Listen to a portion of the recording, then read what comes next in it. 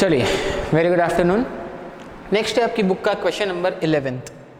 1 plus x square का whole square into d square Y by D x square plus 2x into 1 plus x square d y by D x plus 4y is equals to 0। Clear? तो सबसे पहले हम इसको standard equation में convert कर देते हैं, मतलब D square Y by D x square का कोफिशिएंट 1 होना चाहिए। तो देखते हैं इसको कन्वर्ट करते हैं। ये हो जाएगा आपका d square Y upon d x square plus 2x upon 1 plus x square का whole square into d y by D x plus 4 upon 1 plus x square का होल स्क्वायर ब्रैकेट के बाहर y is equals to 0। Clear? तो यहाँ पे आप देख सकते हैं आपको p की वैल्यू मिल गई। जो यहाँ पर p की वैल्यू है वो हो जाएगी आपकी 2x upon 1 plus x square का होल स्क्वायर। q की वैल्यू आपको मिल जाएगी, q की वैल्यू हो जाएगी 4 अपॉन 1 प्लस एक्स स्क्वायर का होल स्क्वायर, और r की वैल्यू मिल जाएगी, r की वैल्यू है 0। क्लियर? क्योंकि अब हम चेंज ऑफ इंडिपेंडेंट वेरिएबल की मदद से कर रहे हैं, तो हम वेरिएबल रिप्लेस कर देते हैं, x को रिप्लेस कर देते हैं z से।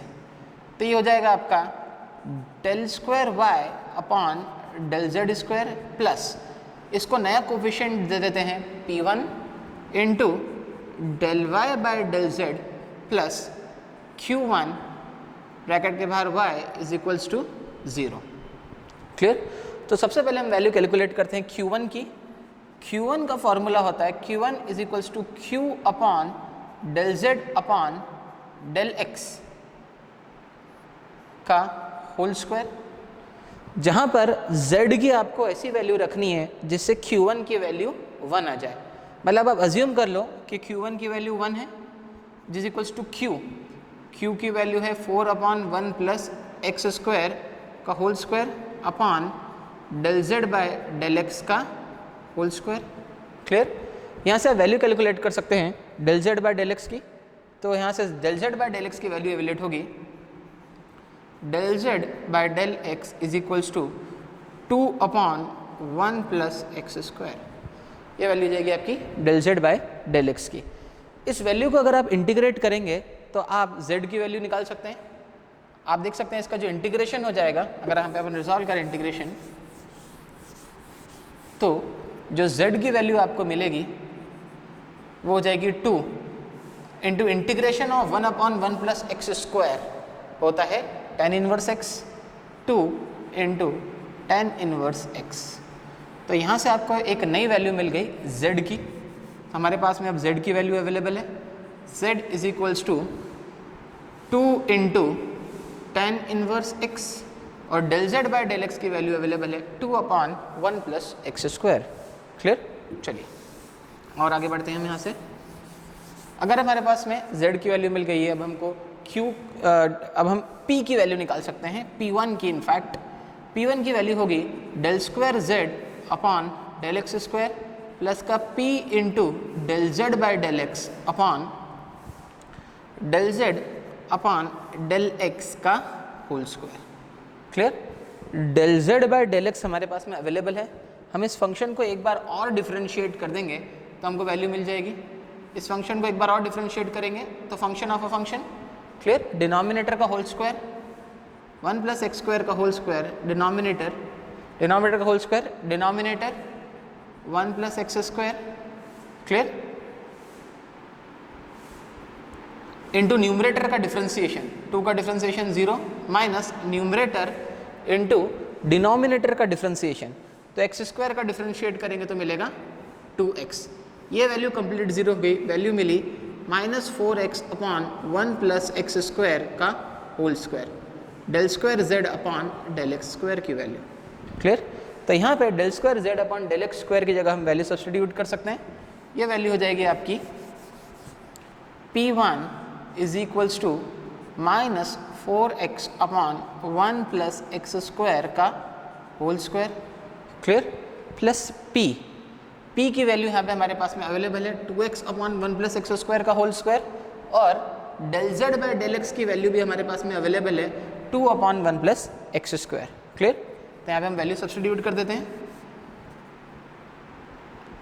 प्लस p की वैल्यू हो जाएगी 2x upon 1 plus x square फिर का whole square into del Z by del X into 2 upon 1 plus x square. Clear? I am sorry, एक छोटी सी प्रॉब्लम है। आप जब इसको डिवाइड करेंगे 1 प्लस एक्स स्क्वायर के होल स्क्वायर से, तो एक स्क्वायर से और ये कैंसिल हो जाएगा, मतलब p की वैल्यू है 2x upon 1 plus x square. Clear? जब आप स्टैंडर्ड फॉर्म में कन्वर्ट करेंगे तो p की वैल्यू हो जाएगी 2x upon 1 plus x square. Clear? तो हाँ, अब आप इसको आराम से रिजॉल्व कर सकते हैं। जो p की वैल्यू हो जाएगी 2x upon 1 plus x square और into del Z by del x आपने निकाला 2 अपॉन 1 प्लस एक्स स्क्वायर। तो आप देख सकते हैं इधर भी होल स्क्वायर है, इधर भी होल स्क्वायर है, -4x प्लस 4x, तो कैंसिल आउट होके आपको कंप्लीट वैल्यू जो p1 की वैल्यू मिलेगी वो होगी आपकी 0। p1 will be equals to 0। p1 0 आपको मिल चुका है, q1 की वैल्यू आपको नहीं मिल चुकी है 1। तो हम वापस उधर स्टैंडर्ड डिफरेंशियल इक्वेशन में इस वैल्यू को डालेंगे। जब हम स्टैंडर्ड डिफरेंशियल इक्वेशन में इस वैल्यू को डालेंगे तो हमारी स्टैंडर्ड डिफरेंशियल इक्वेशन होती है हमारी del square Y by del Z square plus p1 into del Y by del Z plus q1 into Y is equals to 0, जहाँ पे p1 की वैल्यू 0 है और q1 की वैल्यू 1 है। मतलब del square Y upon del Z square plus Y is equals to 0।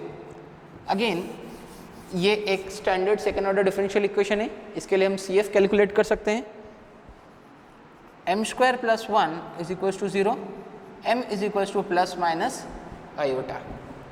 इसका जो सोल्यूशन आएगा वो आएगा आपका y is equals to c1 cos z plus c2 sin z।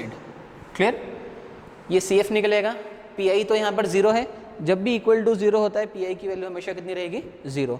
Z की वैल्यू हमारे पास में अवेलेबल है 2 tan इनवर्स x, y हो जाएगा c1 into cos 2 tan inverse x plus c2 into sine 2 tan inverse x। This is the value of y, the complete solution. Thank you.